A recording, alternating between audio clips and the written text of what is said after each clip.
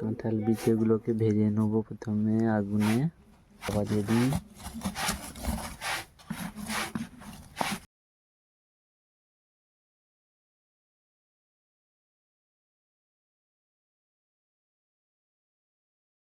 কেটে নেওয়ার পর এবার এগুলোকে ভেজে নেব। কাঁঠাল বীজগুলোকে দিয়ে দেবো।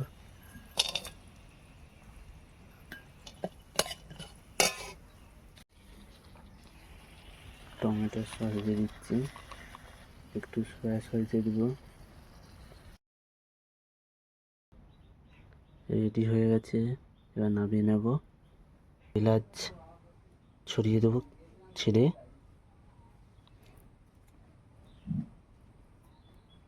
এই বীজগুলো ছড়িয়ে দেবো এর মধ্যে।